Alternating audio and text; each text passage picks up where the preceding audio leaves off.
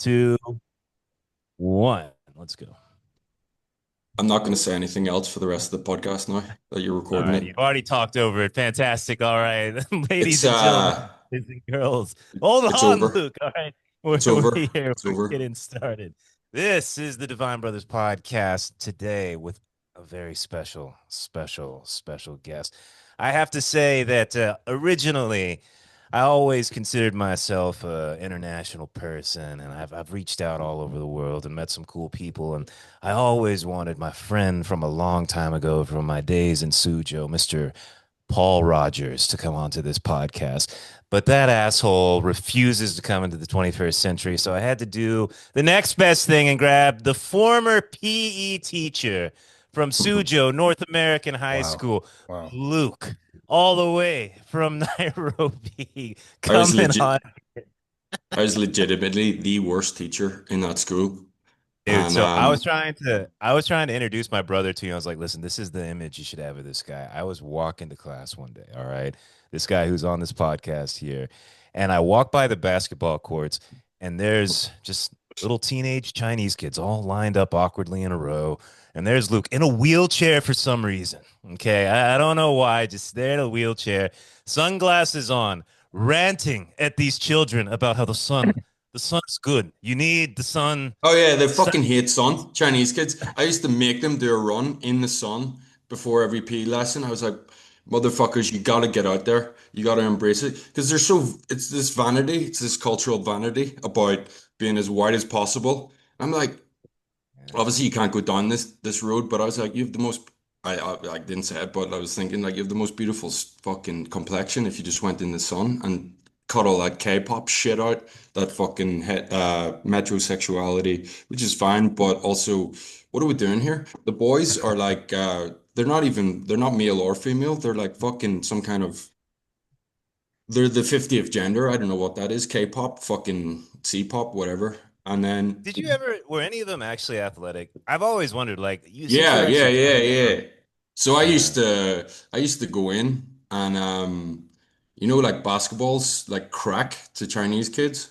So, you know, you kind of have a structure at the start, but after a couple of months, a couple of weeks even, it all falls apart. So I used to just throw a basketball to in the middle of the PE hall at this take the roll, little speech, throw the basketball into the middle of the court. The kids used to just scrimmage, you know, they knew what they were doing, and they didn't want me interfering. I was shit. I was in the way. So they used to just have a fucking game, play their hearts out. Then I'd used to grab five, six kids, boom, boom, boom. There was one kid, he was 14, he used to go down the bars and gamble. Got him, obviously, unbelievable pool player. Then I got autistic Samuel, who used to talk to me about the about killer wheels every day. He used to tell me killer wheel facts. So I grabbed him, then two or three others. One kid, he was kept back here for like 3 years. He was like 27. Um, Used to bring them up we used to just have a fucking pool hall. Um, Yeah.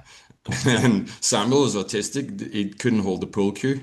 So I give him the pool cue at the beginning.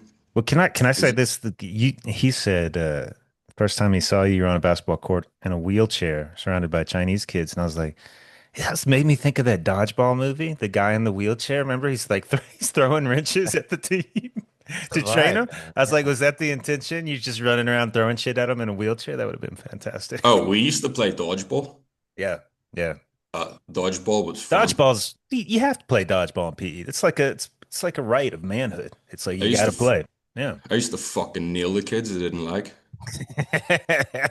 But the which is kids that are which is playing are nailing the kids they don't like. I mean, I know I did. That's just what you do in dodgeball. That's what you do. Oh, by the way, let me introduce myself. So my name's Luke. I'm from Belfast. Erstwhile colleague of your brother's. Very good to meet you, my friend. Yeah. Good to meet you, bro. Are you in Colombia? I'm in Columbia, and the other guy, Austin, motherfucker Jones, is in Alabama. Where the fuck is? So I was trying to work it out for the podcast. Is Austin your cousin? Former stepbrother. Stepbrother. Yeah, I guess former stepbrother. Stepbrother? Yeah. Yeah. Yeah. Right? That's very interesting. So you're just independently hyper fucking intelligent and well read and philosophically inclined, and then you're just all stepbrothers. That's a nice combination. Plus, two of you are gay, and two of you are the least gay people I've ever encountered in my life, just judging from the podcast. Austin doesn't, I mean, he's a very measured gentleman and very thoughtful. Doesn't really come across as gay, but I suppose that, that's the wrong way to look at it. He's just himself. And then, but you are not gay. You are Tim Dillon level of non-gayness, and I fucking love What a it. compliment. I love it. Yeah. Not no, I'd love you if you were fucking mincing around the place, fucking, Yeah. But doing your thing. I, But I always admired like the way that you approached it. Man, I don't know if you're still like this, but I remember you. I don't remember if Oliver went with you, but I remember you were always going to Shanghai. Yeah. oh And yeah, like going out and stuff like that. And I don't know if you remember this, but you were the first guy ever to tell me about that book, The Game. Do you remember this? That the book yeah. about picking up women. Do you still buy into that or nah, that was It's just a a little, it's phase? a, it's a little dated. But there's some. It's effectively, it's a little. Yeah, it definitely gave me a foundation to Yeah. build, but it was more to build confidence, as opposed to get women, and just. But then I've been able to expand upon that just through. But basically, it all comes down to being yourself and being authentically yourself and unapologetically yourself, and then not compromising on that. And that normally. That's quite rare and it's very hard to do and you have to practice it. But I think I've graduated. There's another book which is like a little Bible. I listen to it about once a month. It's called The Four Agreements. You probably encountered it. It's You Taltalk, heard of that one? uh, indigenous Mexican philosophy. So there's four agreements that you're supposed to live by. And one of them is be impeccable with your word, and that Okay. that just it does it goes beyond just being honest. It's it, I mean it's the idea that you're uncompromisingly yourself and you're comfortable in your own skin. And but it's very difficult to do, and you have to remember it and practice it and kind of go back to it. And obviously you're not yourself 100% of the time, but if you See, strive I to should be it, clarify. We introduced to this guy as pegging Chinese kids with dodgeballs, but we should also say he's a lawyer in Nairobi doing human rights shit. Yeah, do I got that right, Luke? Like that sort of shit. so I'm not a lawyer. I'm an unemployed comedian in East Africa. Oh, Excuse me, Um, I may have had that a little bit wrong. Excuse me, excuse I me. I am still I am Momo days. Good God, man! Wow. I'm an attorney at law for the state of New York and Washington D.C., but I don't practice as a lawyer. I worked in refugee resettlement for Uh, the U.S. State Department, a branch called PRM. Um, so obviously it's a huge organization. so what are you It's like a doing in Africa now? So I Besides, lost my job 9 months ago, and I've just been an artist. no, Um, like the without the some, like the Joey Diaz shit that you gave me, that kind of stuff. The spray paint, yeah, that yeah, stuff. yeah, yeah. No, no. I mean, like a comedian and a painter, a painter and a drawer, a Chase, wide variety. long ago, me, this guy, and this other dude. Um, what was Momo's real name? I can't even remember. I don't know what his real name was. What was his name? Do you? Um, Kamran Mohammed Farhan. This dude was an English teacher, but he spoke like Jesus. He spoke Korean and Farsi and all kinds of shit, and Yeah, he was he off his did time. rocker. He did time in Korea twice. Time He in went Korea. Yeah, twice. I didn't know that shit. twice. But this guy, he comes Like up you to us. think He's the like, first time you'd like sort of settle down, but "Hey, I he's hardcore." one of the most unique individuals you'll ever encounter, as are you, Dean. I watched a documentary on prisons around the world in different countries. Some of them are unbelievable. There was one in Germany. The guy got out. He's like, "Yeah, I'm not ready to get out. I'm learning things and blah, blah, blah. I have my friends in here." He stayed longer. But some of them in Asia too, like Japan, Korea, some of them, I think with maybe China. One of them was really well organized and nice. I was like, hey, it's not like going to prison in the States. Yeah. If you're gonna do time, well, the last place on earth you want to go to prison, not the last place on earth, but there's worse places, but up there is the United States of America due to the draconian and disproportionate sentencing, and also the level of danger and the lack Where? of U.S.? U.S.? yeah, definitely the U.S. penal system. It's a business, and then it's based on numbers. There's a I forget the word, but anyway, there's an incentive to put more people behind bars. It's a prison industrial complex, so you don't want to do time in the States, and you're fucked. Like, see, compared to the sentencing at home, like or in anywhere in the EU, you're like it's scary. And then there's no real rehabilitation. Well, it depends, obviously, the state. But on that, where you want to do time, Norway. You get Nor yourself an Xbox, a PhD, and a gym, and Damn. you can whack out 20 kids and still do 20 years. Wow. Yeah, I saw that too. Yeah, man, there's some And places that do it right. Yeah. Then Bradford, Bradford, and still complain about it. the worst one I saw was Madagascar. They had to wake up three Oh yeah. times in the night to turn simultaneously because they were so crammed into a cell. And I was like, oh Oh shit. Do you know? I don't know if you know this, Dane, but I was speaking to Shanto yesterday. But do you know he went to prison in China? Oh my God. So, okay, this is what I was going to ask about. I was going to ask about Tom. Yeah. Tom did 6 months.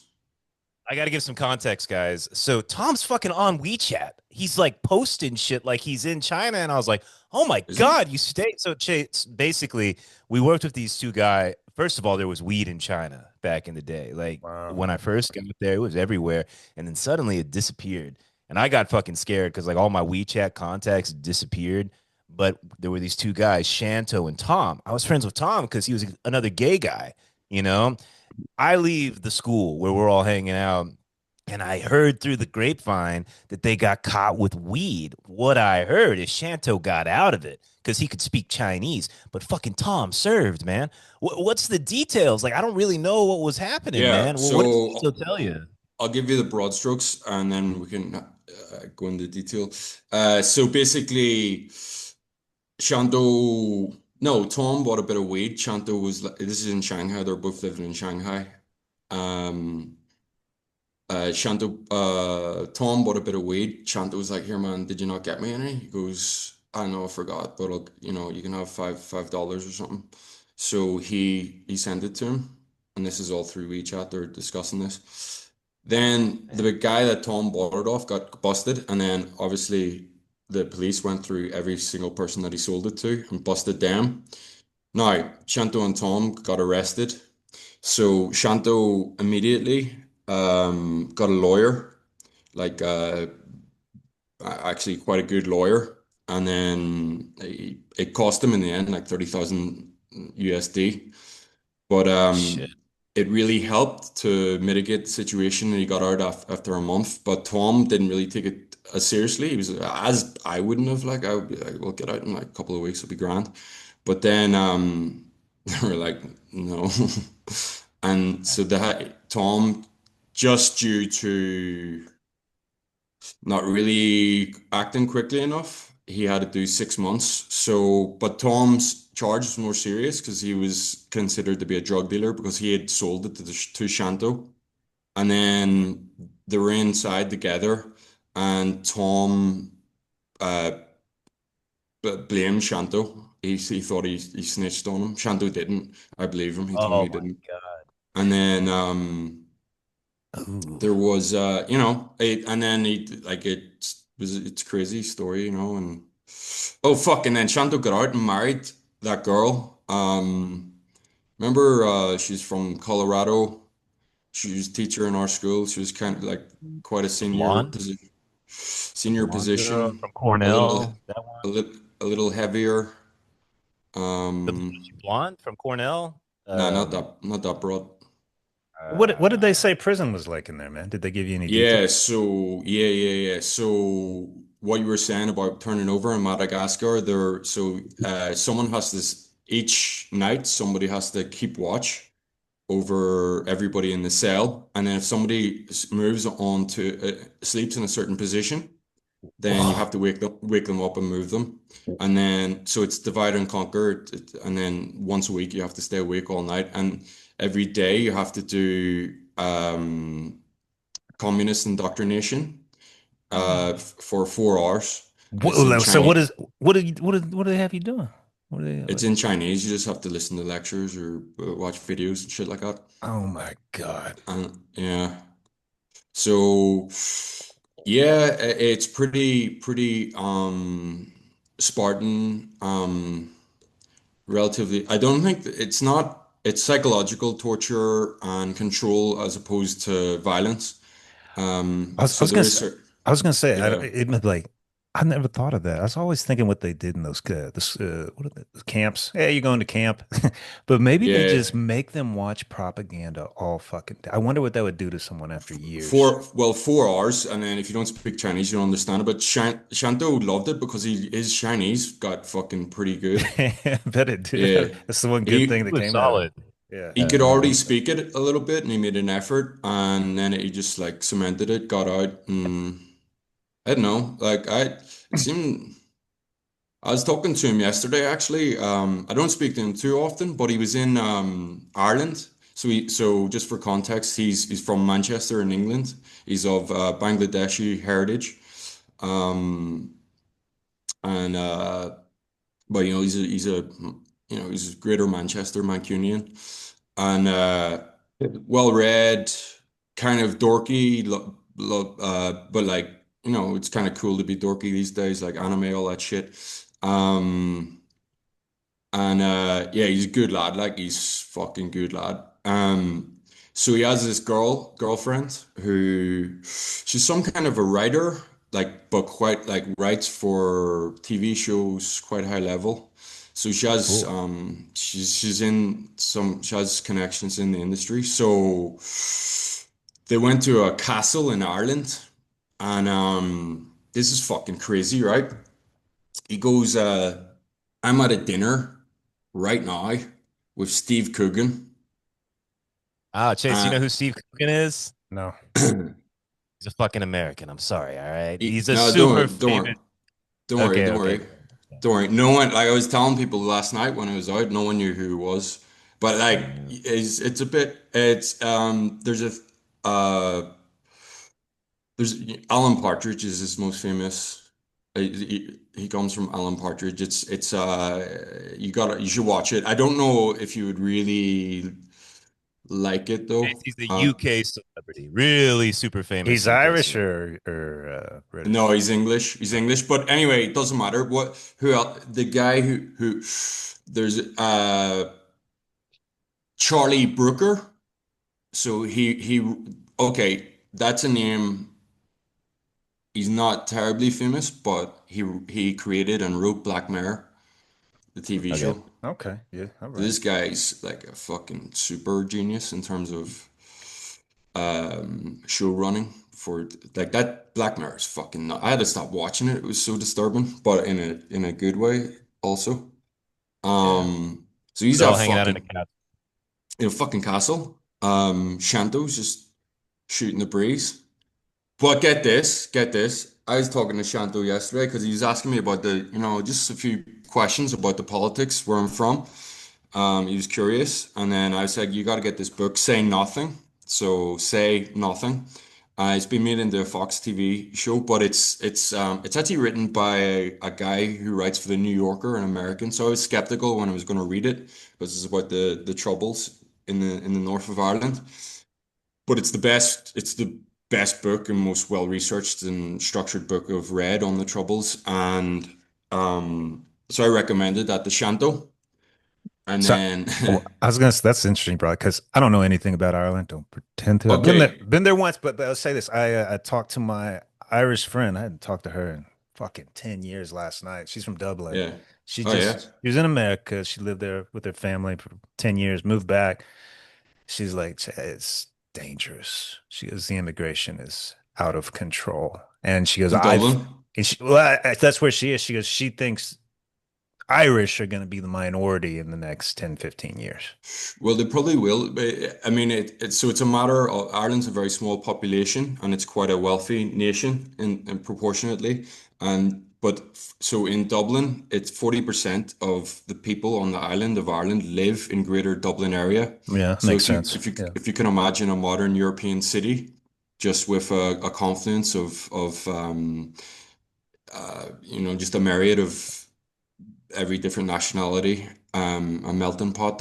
I think there's the second biggest population in Ireland is Polish and then Okay. Brazilian. So there's a huge amount of Brazilian. I'm not fucking complaining about being outpopulated by Brazilians. Brazilians? What? Yeah, Really? I'll A take a weird fucking connection. I'll take a Why are they there then? I can explain it, but I'd be fucking more than happy. I'll sign up.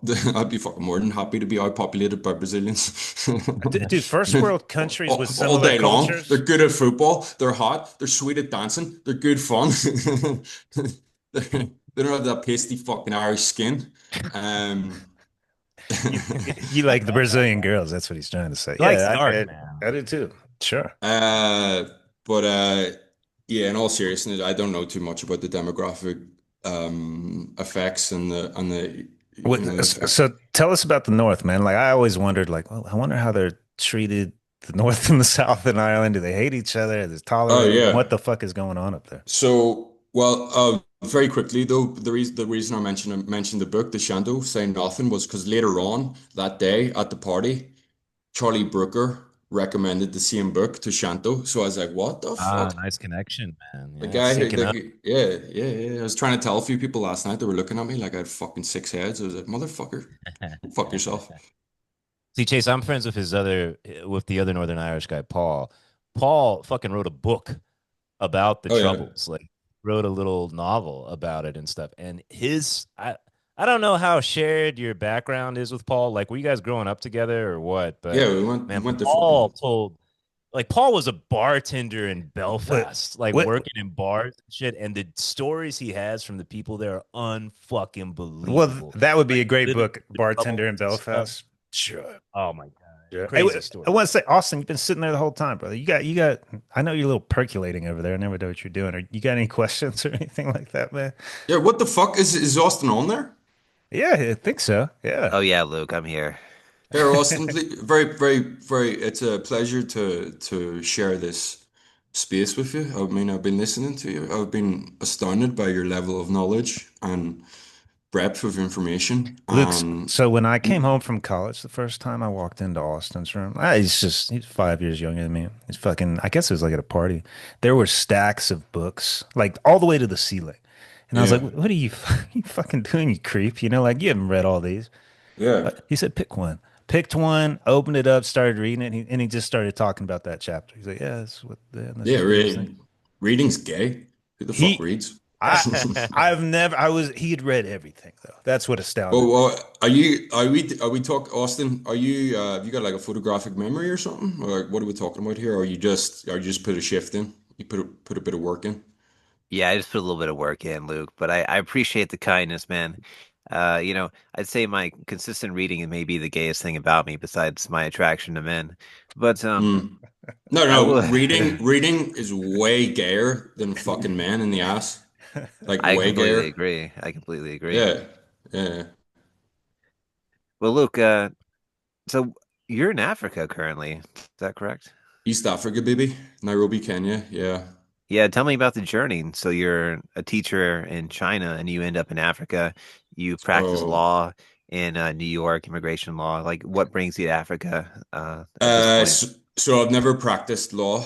I just did the bar. It's like a loophole. Irish graduates, we if you do a bachelor law degree, 3 year degree, which we don't pay for, because it's the common law system, which is the same as the American legal system comes from the English law.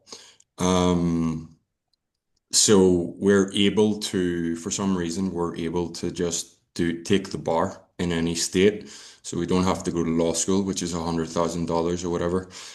And Wow, that is a so everybody, not okay. everybody, but like a small proportion of people will do it.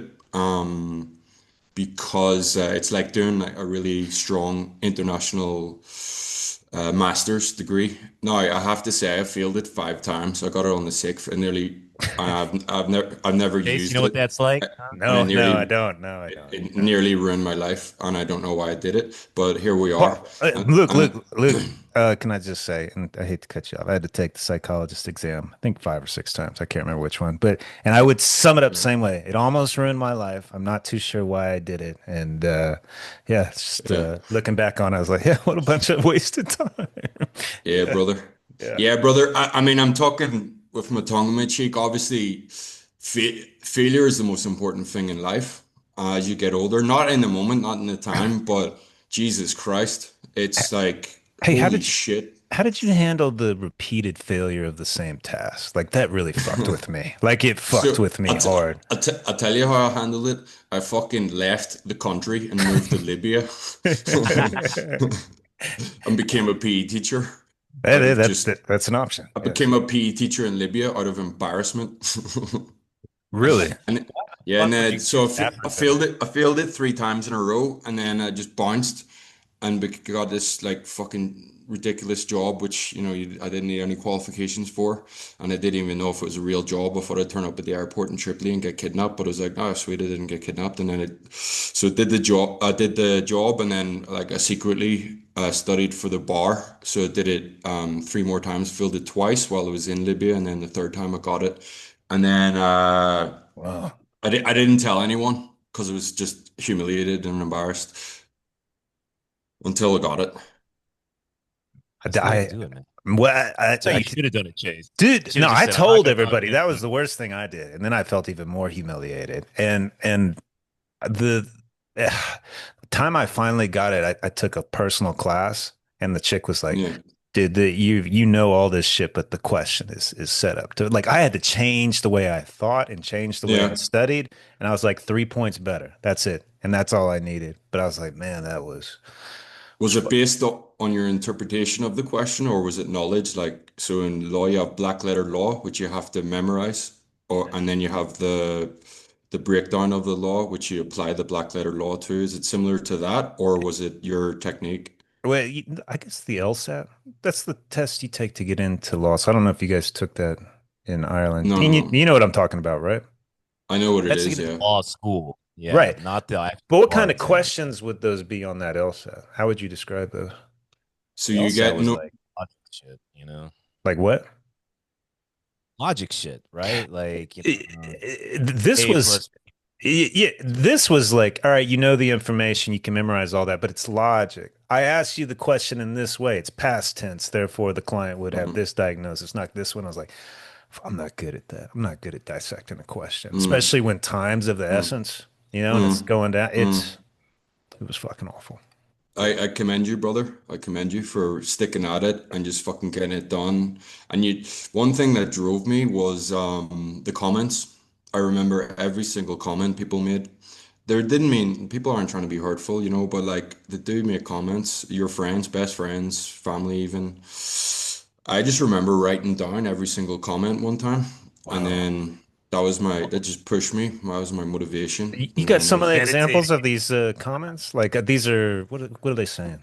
well, we'd be sitting around at a barbecue, and then someone mentioned, "Oh, Luke, you filled the bar again," and then a friend would turn around and he goes, "Oh, we know," Oh, and then so it was Stabbed right in discussed. the heart. damn. Yeah, I'm sitting there like on a summer's day, like trying to chill, like just thinking, Jesus Christ. And then you have people saying, maybe it's time to give up, or just abuse from my friends, just like regular abuse, like Did just Luke? you fucking idiot, Well, that you the know. worst for was the give up talk. Like people trying to be helpful, they'd be like, "Well, maybe you're just not supposed to get it. Maybe you should do something else. Maybe just give up." And I'm like, Mm, "You just don't talk to me anymore, ever." it's, yeah, it's like, yeah. please don't ever talk to me again. Fuck. That's why you go to Africa, man. You get as far away as Chase went to Thailand. I went to China. You went to Africa. Just get as far Should have away went as to you Africa, man. Yeah, damn. can.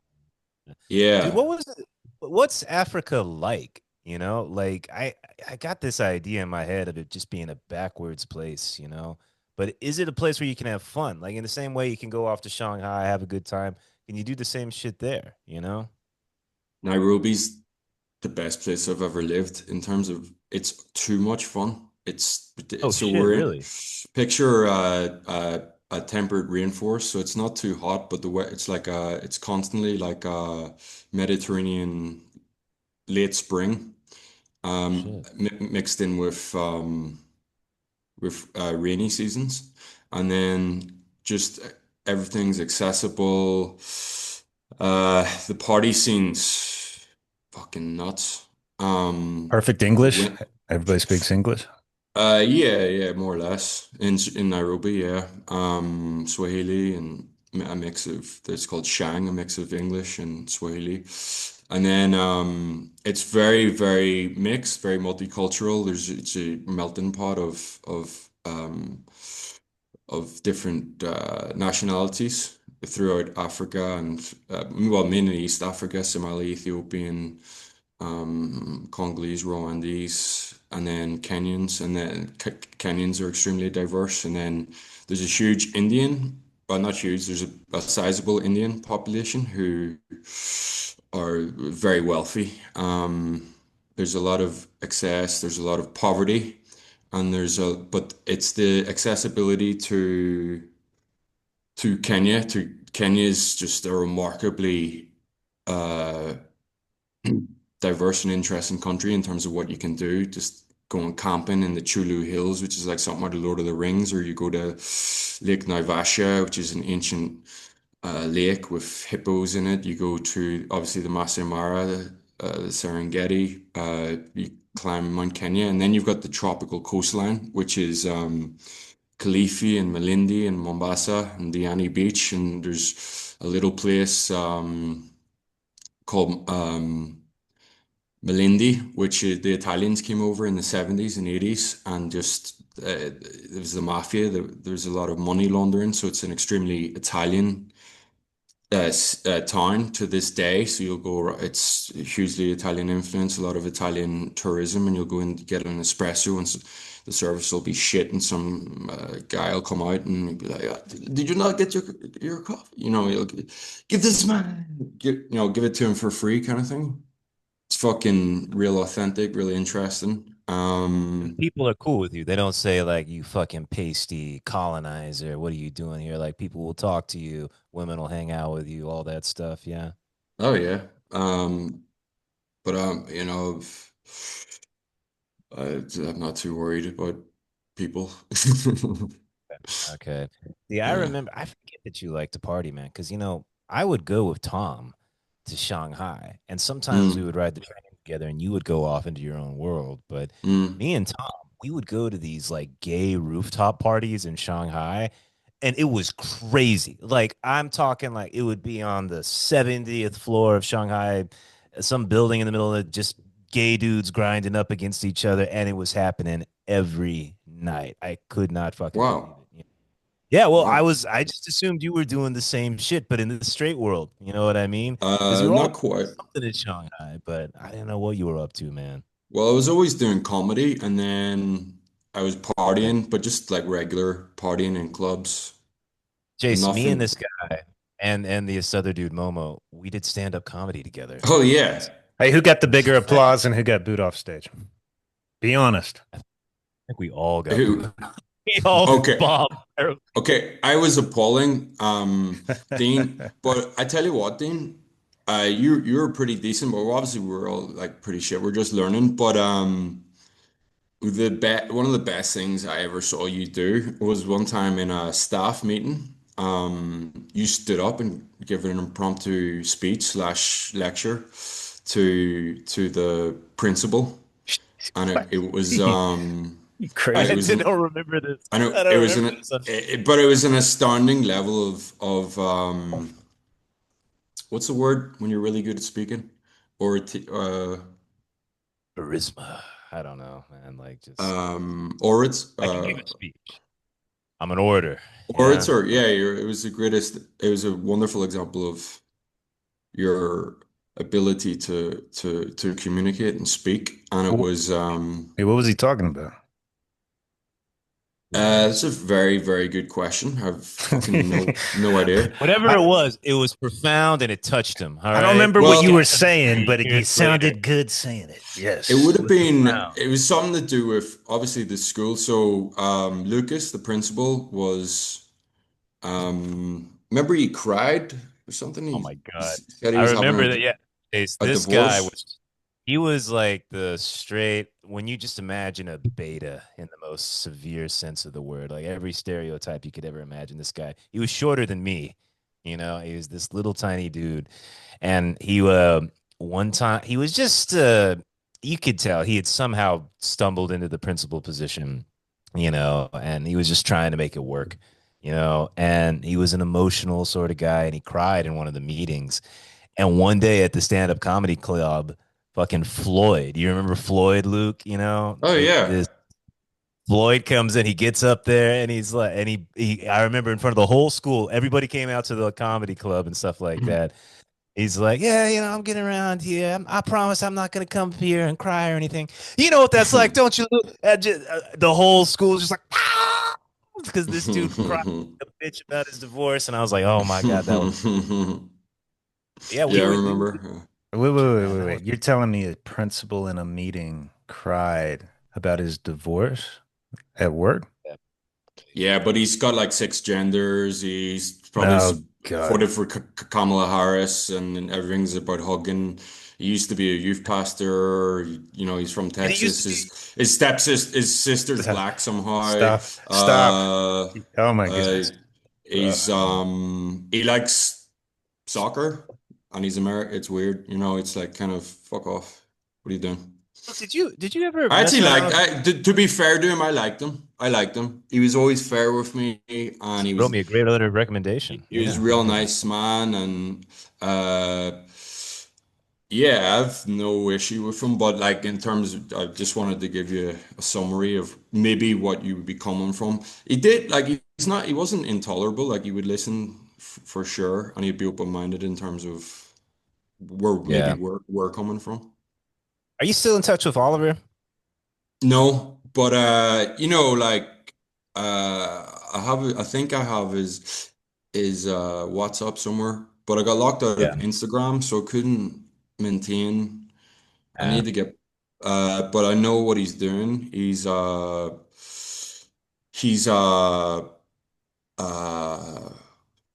like a paramedic that I think he flies in airplanes in like Yeah, that sounds like something he would do. Yeah. but So maybe Austin, Texas. I bring up this guy Austin because he's kind of like you. He was this super like massive dude. He worked out like an animal, but he was one of the most intelligent guys ever. He never spoke a fucking word. And I think I talked to you, Luke, and I was like, hey, I never talked to him. And you're like, no, dude, he's really deep. He's really interesting and stuff.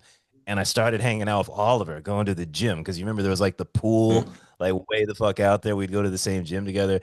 yeah. Dude, he became like one of my best friends out there. I love that guy, and I wish I could talk to him Yeah. again just because our conversations were so fucking interesting. And you two up in that office up there in Sujo, I was like, I bet they have Mm. the most interesting conversations every fucking day, man. He was a good dude, and I miss him. I genuinely do. Yeah, well, I mean, he was quite patient with me. I didn't know.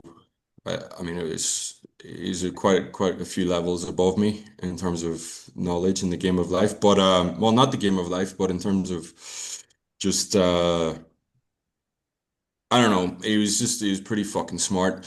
But he was a libertarian too, so he sort of broke Hardcore that. libertarian. Yeah. Yeah, he opened me up to that and different kind of uh the one thing I took from him was the lack of judgment. Like he might judge people, but he never um let it affect his relationship with them. So that was part of his libertarian philosophy, and he would never criticize what you're doing. I Very rarely he might give you a bit of guidance, but So I always thought this was interesting, but it was definitely intentional behavior based on his libertarian leanings, which I was very open to and I've embraced. Good dude, man. Good dude. Did you, did you ever get a girlfriend out there, or did you never had a girlfriend in China either, did you? You were just kind of having fun. Yeah, yeah. Yeah, yeah, I was seeing someone Yeah, intermittently. Yeah. gotcha. It for some reason I have it in my mind that did you ever were you and Tiffany ever hanging out together? Tiffany was an American black chick in the school. I think she taught government or something like that. Did you guys ever have a thing or no? That I'm just Nah, not remembering. she always wanted to bang me, and I would have wanted to actually, but I don't know, didn't really get around to it. Yeah, yeah. Okay. Sorry, a little personal. I had to clarify that gossip for No, myself real quick. it's fine, man. Ask me anything you want. I don't give a fuck. Cool, cool, cool. Yeah. It's interesting. Go ahead, Chase. I wanted to know about. I never. I don't know anything about Ireland. I said I went there once, but Oh yeah. the what? Because and I think I saw recently in the news. I didn't click on it. Like article, like oh, tensions high in Northern Ireland again. I was like, so what the fuck's going on over there? Do you guys? Is it North and is it like Korea shit or is it just people tolerate each other? Like what the hell is going on up there? No, I know nothing about it. I don't never learned anything. no, it's no, it's fine. It's like Belfast is very safe actually, pretty safe. So what you have is a I don't know if you're familiar with Lebanon, the Lebanese political system. So they have a power sharing government. It's not really, they're elected representatives, but everybody has a proportional amount of representation, and that's based on maintaining a peace agreement. So in 1998, there was a civil war in the north of Ireland, and then they had a peace agreement in 98, and within that, there's a devolved government set up in Belfast, and that has certain limited powers, and the rest are ruled by Westminster. So Westminster is really the boss, and then we have a devolved government. But within that government, you have representatives proportionally from every political sect, ideology within the community, depending on how people vote.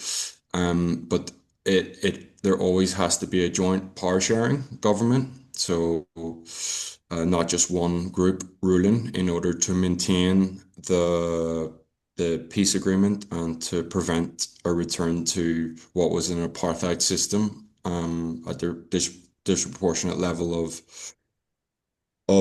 political power and influence by the product unionist community who are predominantly Protestant from the independence of Ireland in 1921 when the state it's not a country, it's a state, the state of Northern Ireland was formed up until the outbreak of the war, which stemmed from just systematic oppression and economic oppression and gerrymandering of the electoral system and uh, a, a heavily biased police, effectively a military junta who did the bidding for the So, unionist so government. what's going on right now then? Why am I seeing articles in the news about I this? don't know what you're saying, but maybe it's related to what specifically did you see? Because I'd be curious. I thought I saw There's like a dude with a gun walking around or something like that. Like tensions high in Ireland or something. I didn't click on it. I didn't. I don't know. see if you can find it, but see there's a lot of shit going on regarding Brexit. So what you have is a um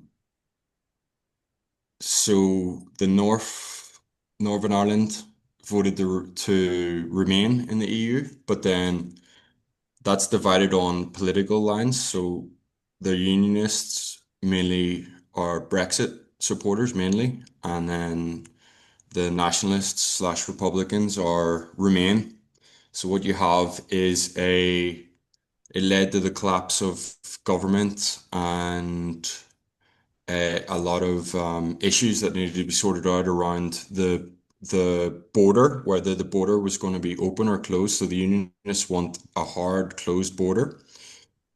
Whereas now it's like any country in the EU. I don't know if you've traveled in Europe much, but if you go from Spain to Portugal, there's no border. If you go from Belgium to the Netherlands, there's no border. So that's the same from the north to from Northern Ireland to the Republic of Ireland. So the Unionists wanted to have checkpoints, which existed when I was a kid.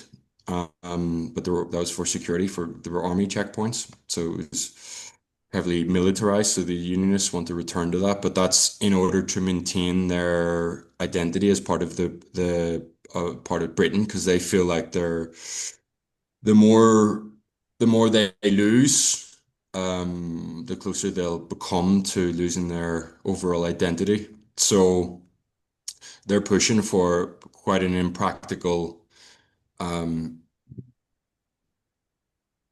idea of a hard border, but that and also um, it's an economic border in terms of they wanted the north of our so the UK's left the European single market, but then the only part of the UK that's still in the European single market, despite leaving the EU, is Northern Ireland.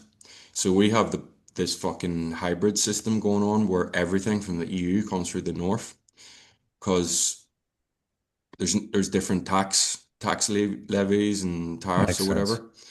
And then so it's like an economic bonanza for us.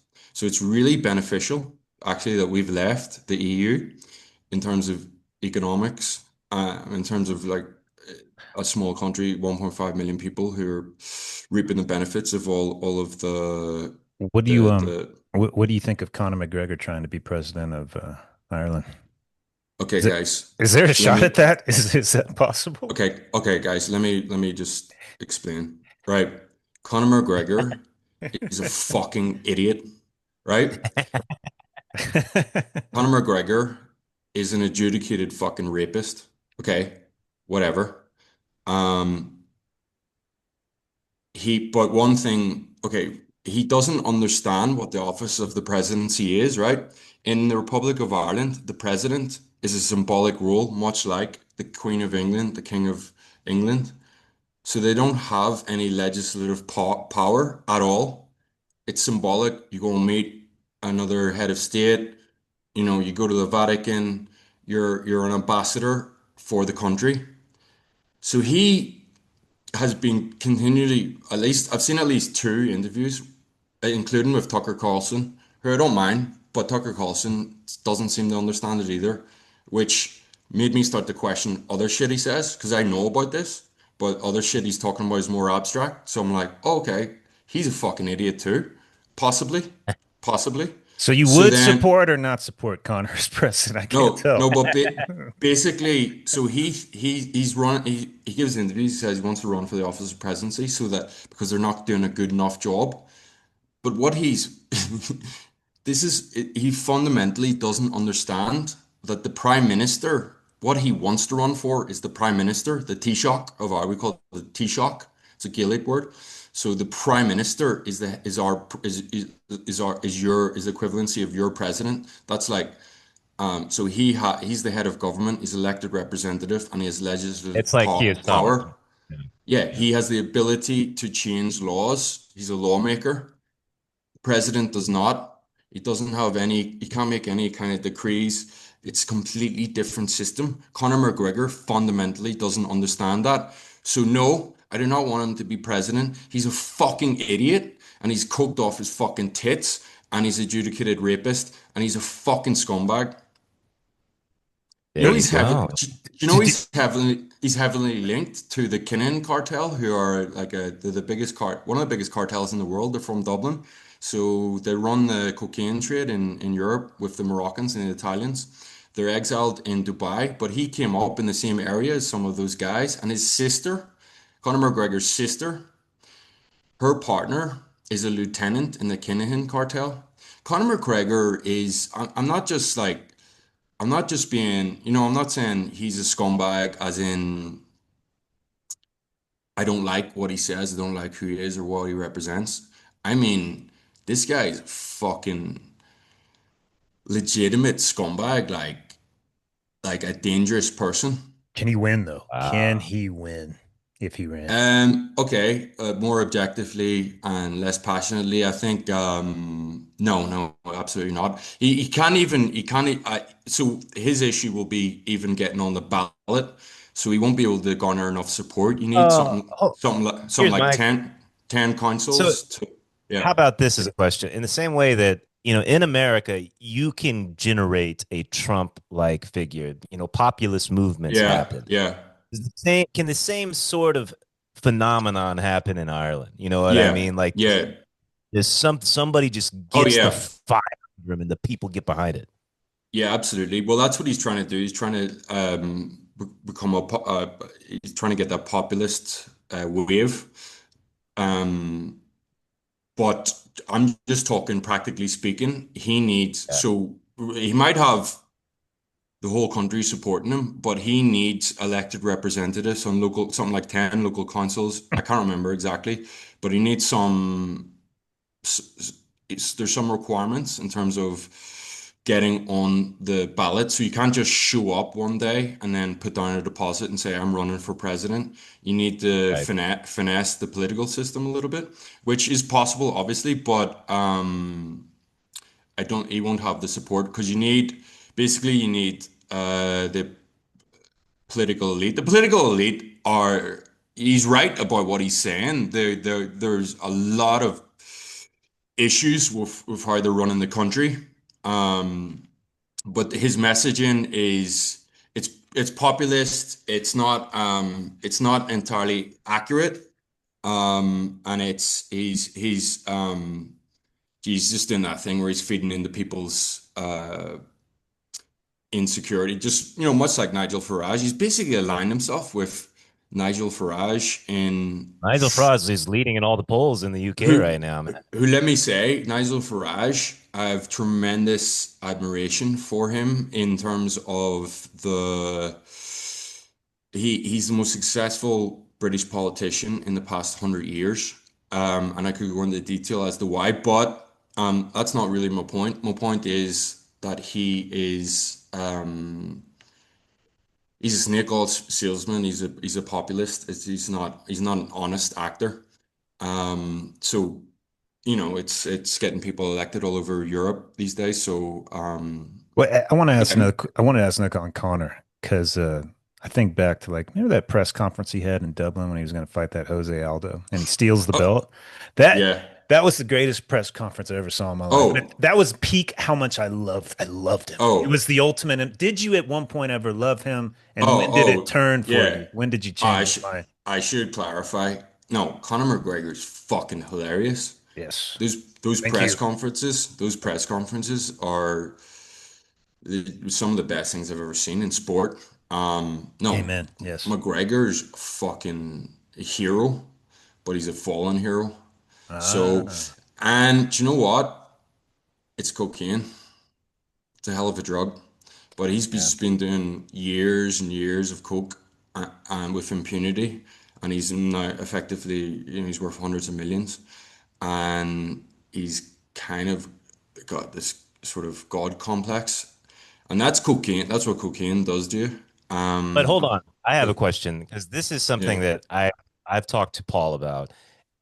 I don't think it's just cocaine because there's a lot of people on cocaine, mm, but hmm I think that there's a magical combination with cocaine mm. and being that makes her the finest shit talking in the world. And I being what? have Sorry, never you So broke up. you the broke up cocaine and what? cocaine and being Irish. Oh, Ah, When yeah. you combine these two things together, you get the finest shit talking in the world. And I talked to Paul about this because I saw Paul do something. Speaking of Tom, there was a moment, Luke, you weren't there for this, but everybody was drinking and Tom got a little gay yippy, and Mm. Paul psychologically destroyed Tom. I had never seen it. He started saying like, you're fucking people. You're fucking people were fucking coming over here, messing with our fucking people, blah blah blah. Just went off and he just crumbled. I never saw he like lost 5 inches of height. You know what I mean? Had to go outside and have a cigarette. And after Paul addressed him down, he said, and you see, that's why the Irish will always be fucking better than those fuckers over there. I was like, that's the coolest shit ever. And I'd seen him do that multiple times when we do UFC together, like go watch UFC. He would just talk shit like a madman. I would be like, how do you do this? How do you talk shit so well? And he told me that just growing up, like in Belfast and shit, like everybody was always just making fun of each other, insulting each other. And it Roger's just Rog, Roger's shit at talking shit. what? You can't be. Why? I can't believe he's saying this, man. That's how good the worst one is the best I've ever seen. No, Then Roger always goes personal. Roger, that's not He that's does not what it. you do Well, though. Roger goes nuclear immediately. That's cheating. Everyone that's can what do I that. saw. That's Israel. It's a fucking that's fucking carpet bomb in Gaza. That's easy. No, like you got to get deep in the weeds and fucking needle it out and have some kind of. You can't like crush somebody's soul there and then. You have to like crush it slowly, bit Yes, by Okay. I bit, agree. Yeah, grind them down. yeah, yeah, yeah, man. You got to chip away at it. I was gonna, yeah, No, but without undermining what you possibly witnessed, I had to be there. But yeah, no, he'll have his fucking moments. Obviously, of course, Hey, he'll but have his Luke, day. can I ask? Because I am curious about the Connor thing. Because there was a peak moment, and I felt it around the world. I'm sure in Ireland, it was like, God, we love this guy. Was there something that happened?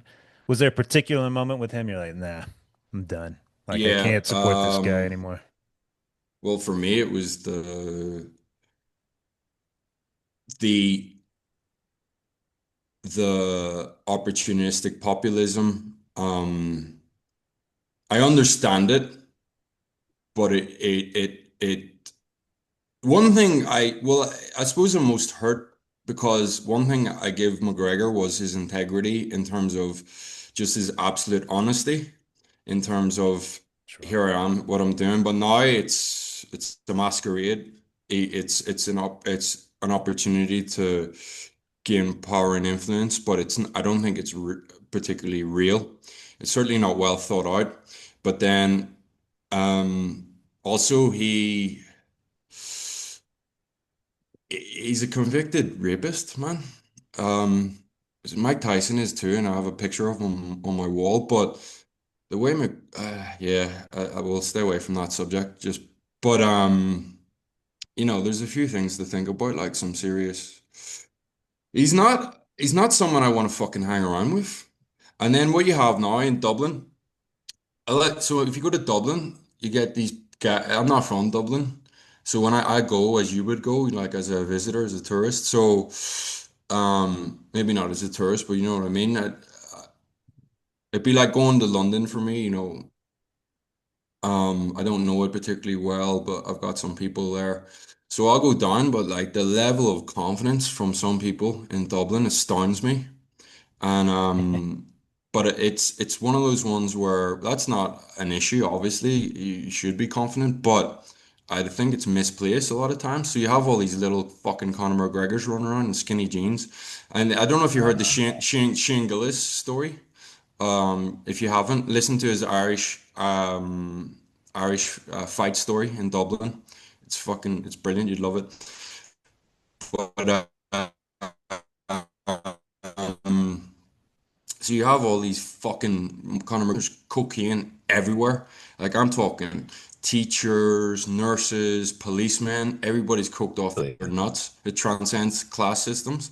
And then so that affects the culture, the interactions with people. And then so you have all these little fucking pricks walking around with this silly sort of um idea about themselves. And then on the other side of the coin, you have these guys from South Dublin, who have misplaced confidence, but for other reasons, because they're wealthier and they live in a bubble of self-affirmation and self-belief, which is unhealthy and misguided, in my opinion. Obviously, I'm It makes sense gener though. generalizing Like massively, but you'd mimic whoever the hero of your culture is, you know? oh So yeah, I definitely. Yeah. No, I get it. I understand it, but it doesn't mean that I accept it. I think they should all be sent to concentration camps, and I should probably become the president of Ireland, but I'll become a despot later and probably invade a few smaller European nations and take their like resources and a because it's like Trump to me. we've never Yeah. fucking done it. We've never fucking done it. So I think we'd be pretty good at it. The Irish, you just haven't been given a shot, you know. That's a great So point. You guys have never invaded anybody. You guys always, that's yeah, right. Maybe you guys should switch it up for once. Yeah, we'll Yeah. just be fucking going. There's switch a it up. great Yeah. We'll switch it there's a up. great let me Luke, do you like Patrice O'Neill? You ever listen to him? Yeah, You know, fuck yeah. there's a great bit where he's having a fight with Colin Quinn, you know, Yeah. and who's a On famous New Sirius, York, but about Sirius FM, yes, on the Opie and Anthony show, right? on Opie And and so Anthony. this guy Colin Quinn is like a New York guy, but he's of Irish descent, you know, Mm. and they're going back and forth and talking. And Patrice says, "I am tired of these pink-skinned white people. The Irish are the niggers of America. Like you guys used to be the worst of the worst and stuff like that." And I was just like, "Oh my God, it's true! Like you guys were just you were the blacks." Of Europe, of England, and stuff for the longest time, you know. I'm surprised there's not more of a like it's kind of in the same way in America, of like in the same way that there's black power, that there's not Irish power. Fuck everybody. Let's rise up and like get something started. No, You but know what ding, I mean? ding, ding. But the Irish, much like the Jews and the Italians, we became part of the establishment in the United States. And then once you get into power, I mean, you become the problem. You become part of the Yeah, but problem. what about And then, back home in the back with your potatoes over there? You know what I'm saying? Like, what about those people who didn't go and make something of themselves? You know? well, what are you asking me? Irish power, like Irish patriotism, identity? I'm saying that like why like kind of like what Chase was saying, man. Like how come that like Irish people don't got like a real chip on their shoulder where they're like, you know what, fuck the world. Let's fucking We show do. them what's Let's do We invade okay. do. Denmark. Let's invade. Why Hey, not? Let's fuck just you, do it. Denmark. Yeah. Belgium's neutral. Fuck them, you know? Yeah. Like let's Yeah. We do, but you have to remember, Ireland is a it's become a because of the EU, because it's the smallest countries, so the smallest populations all benefited, like Malta, Ireland. Don't have any other examples, but we all benefited. We all became very wealthy, and Mm. Mm. what so just happens shut the fuck when you become wealthy? You Neutered. become well, you're neutered. You don't. I mean, yeah, becomes White Lotus. That's I what it could go becomes. and campaign. You know, I could go to Africa and campaign for fucking. Oh, I'll take over Burundi maybe, but no. No, but the thing is, you have your iPhone, you have two cars, three cars in a household, you have a holiday home, you have your holidays in the south of France, you have mortgages. The fuck do we care about? Why do we care Yeah. about fucking Life is uh, good. Yeah. people in the global south? Who Au- gives a fuck? Yeah. Austin, you got That's why we don't have religion anymore. The same reason, you know. no time for it. Well, we've got Time for the iPhones. so Yeah. fast, You got a man. new religion. But Yeah. Got HBO, which I love, but you know, I'm gonna sit yeah. down. I'm gonna watch my fucking church is Sopranos, The Wire. There you You Yeah, see, we're reading a book currently that explains this. When religion goes away, this religious fervor has to be projected onto something else. But my my question would be to Luke.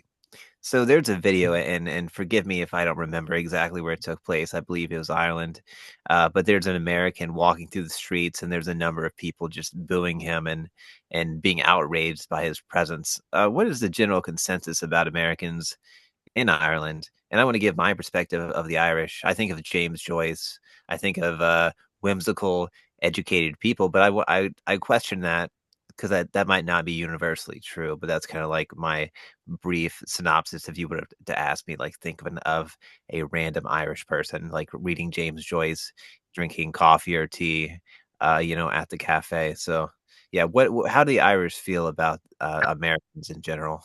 Austin, you don't envision them at the pub having a beer. You envision them having tea at the That's cafe. I I, think of that line like the Irish saying like, "Is this a private fight or can anybody get involved?" Like that's what I think of, man. Yeah. So I there's think different. Sorry. no, well, James Joyce, he's like one of the most important literary geniuses ever, so that comes to mind. But sorry, I didn't mean to cut you off, Luke. Go on. No, you didn't at all. No, James Joyce, but he'd be sipping tea in Paris, would he not? Probably. I don't know. I Um, think of the Dubliners. I think of Finnegan's Wake, which I think took place in Dublin. But that you may be correct there about he may have lived there as well. I'm not too familiar with by his biography, but if a U.S. individual was walking through the streets, maybe wearing an American flag, I mean, would he get the kind of flack, or was that an okay, anomaly in I that can video? answer it. I could answer it five different ways. Um, there's so many different ways I could answer it. It's quite obviously it depends on the Irish person. A lot of Irish people are idiots. You have to remember that. I think they're idiots. Um, and you know, there would be a general. The United States heavily influences Ireland, where you're bitch effectively, politically, militarily. So we've got an airport called Shannon, and the United States, it's US, part of it's US sovereign territory, like it's legitimately American land. So they land military planes, refuel them. There's a part of Dublin Airport which has you go through, you check in, and you're in America. So you could get arrested and be prosecuted under an American legal system, federal law anyway. And then we have our lexicon, the words we use are heavily influenced by American vocabulary.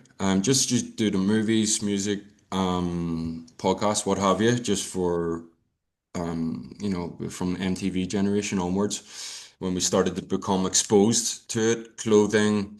Um, then you'll have a lot of economic interest from global American companies, Facebook, Microsoft, um, Airbnb, whatever. So they'll have their global headquarters. You'll have American staff. And then you have, So is it and a then you good have the influence or bad? Like people hate it or like no, no? no, I'm getting to it. And then you'll have like uh cruise ships coming in to Belfast with, some fat fuck from Florida and his wife on this world tour, and then you'll just be the level of ignorance that you'll encounter, which I have to say you'll encounter it from Irish people in Ireland equally. So it's not a reflection of America, of course, but you'll get these guys coming off, and then you get the trope of, my fucking grandfather, my great grandfather is Irish, da da da.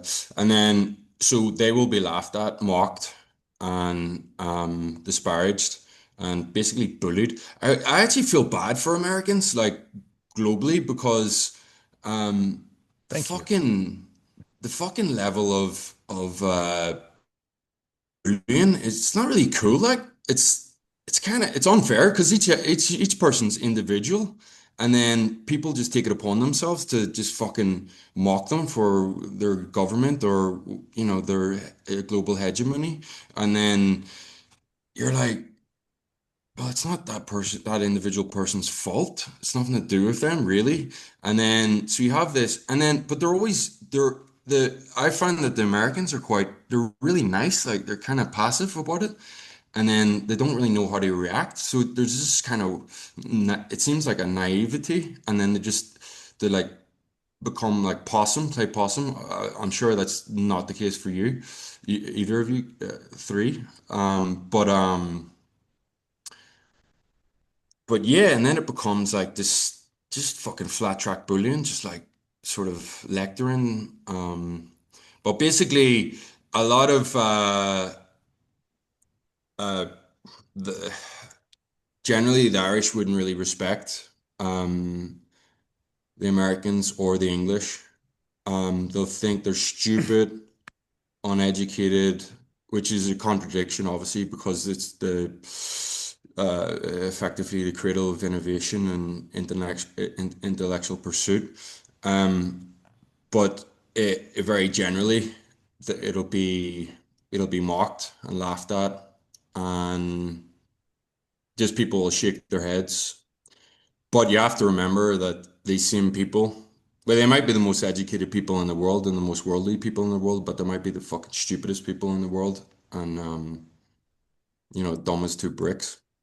Yeah, when I But think of Europe, I think of good education systems primarily. But of course, there's a lot of like depictions of Irish people and the extremes as well. I do think of the like perhaps highly intelligent, but like Dean said, fighters, people that maybe grew up in very hard situations. Have you witnessed this kind of bullying yourself being in Ireland towards the U.S.? And it's no, interesting that it's you had a kind of equivalency because I would understand why they hate the British, but I much less understand why they wouldn't like American people do you know besides what? Do you know general what? reasons. I should explain. I've never really seen it in Ireland, but it'll be like, amongst Irish people. They wouldn't do it in front of them. But I've seen it internationally, not just from Irish, but from other Europeans. And it'll be like, just because I've worked internationally, and so it'll just be like this entitlement to criticize without any real justification because you don't know the person. And then, but what'll happen is, no, if an American comes to Ireland and you walk into a pub, you'll be welcomed with open arms, and you'll be given, because people will be very curious as to why you're there, and there'll be a certain honor and duty to show you hospitality, and there'll be a friendliness and a warmness. Um, but I want to yeah, hit on the awesome stories that I had from Ireland. This was a long time, but two events stand out. One, the first time I went to an Irish pub. You got to pay when you get the beer. It's not a tab at the end of the night. You pay as you go. But yeah. the rugby game was on between Ireland and England, and I was sitting next to these two guys, and it was fantastic. I've never heard just they destroyed the English for 2 hours as they beat them in Irish. Everything out of their mouth was fucking pieces of shit. Yeah, we're tougher. We're bigger. I'm like, yeah, yeah, you are. Yeah, man. It was fantastic. It's feeding right into it. I loved it. I loved 2 hours of just hating on their fucking neighbors was fantastic. Oh, we fucking hate the But English. Yeah, this yeah. is the one I really want to get because to this day, it's a vivid memory. I'm at a grocery store. I Mm. guess I'm buying something. I'm in line. And these two kids in front, I say kids, they're probably 16. They're like, fuck this motherfucker. They're cussing and there's people around.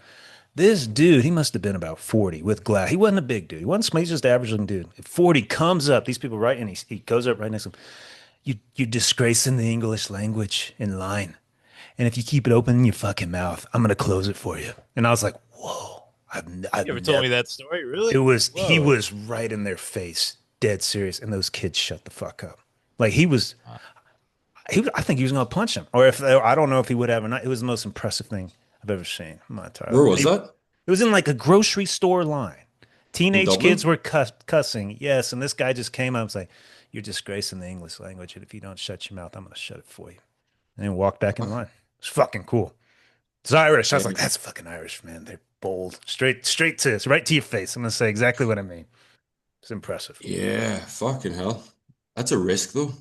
That is a Like, risk. So this isn't commonplace. You don't see, you don't see this all the time. yeah. I always wondered about that. I was like, man, are they that direct? Man, that's Not really, man. Not really, to be honest. That'd be an anomaly. okay. Um, but maybe the guy was just having a bad day. He was fed up with little shit. But yeah, it'll take like the third time, and then we'll blow up. Maybe that's a me thing, but I think Irish, I think I know I'm going to have a good conversation. It's like these people are not lacking in the social skills. It's like we can have a good time, maybe we can hate on somebody, but I appreciate it. That is a reputation worldwide, like charisma or the gift of gab or whatever they do up there. They kiss the rock or some shit like that. But yeah, man, you hang I around an will Irish say guy, it's going to be a fun talk. Yeah. some of my great highs in life, and I genuinely can say this is watching UFC fights with Paul on a Sunday morning in China. Like, dude, those were great times. Like we would be there for hours, putting back beer, and sure enough, like something. I think there's like a magnetism to Irish shit talking too, because there would always be other expats that we didn't know that would just slowly join us at the table as we were Yeah. losing Mm, our mind watching. mm, Dude, yeah, No, an Irish guy, his team's winning. Yeah, that's the place you want to be. Like just hanging out with them. mm. shit, good Yeah, shit. Luke, Yeah. that reminds me. Have you is hooliganism a prominent thing in Ireland? Because I know it's Hooliganism. in Wow. general. I think of the British primarily when I think of that kind of thing. But does that go on? Do you take part in that? What are your views on that kind of activity? That's a very English thing. It's based on division. So it's based on geographic division. So the football hooliganism is it has its origin in England specifically, and then it Wait a second, has wait a second. I've seen videos all over the internet of Irish fans like singing songs together as they're in the World Cup saying, I love you, baby. Da, da, da, da, da, da, da. You know, like they you guys travel in mobs and do all kind like Irish fans are legendary, man. I've seen a million it, videos of no, you no, guys going. ding, ding, ding, ding. No, but you have so football hooliganism is something different. That's where you have organized Uh, fights. Like you have oh, so Stoke will go to Millwall and they'll meet at a certain place and What? then they'll have a fight. So just Fight okay, Club? the Europe okay. Really? We don't know this. What if I you're didn't in know I that. thought like the that's what Yeah, I thought it I was a thought that's what soccer you're club. talking about. well, we don't Okay, know this. If you're in a team club, fan club, they're like, hey, Sunday we're going to brawl with. no, if you just support the team, and then if you're just a fucking lunatic, but it's all so Tottenham Hotspur played Man United in the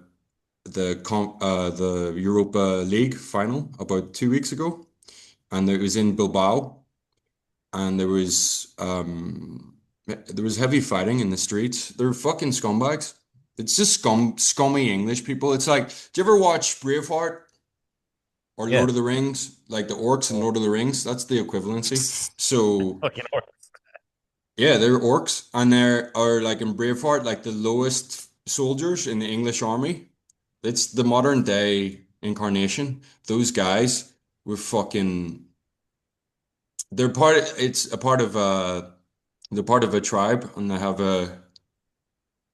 they're supporters of the team. I support a team Liverpool, but luckily we don't have the reputation for fighting. But certain teams have more um have more of a reputation or more. There's more examples of of violence, and then they would take it to the continent and I mean the European continent. So during the 70s and 80s, and then a lot of German teams would have hooligans oh fuck, it's an Eastern European thing too, like the Polish. Jesus Christ, those guys, and they'll have a lot of neo-Nazi leanings too, so they'll be quite racist.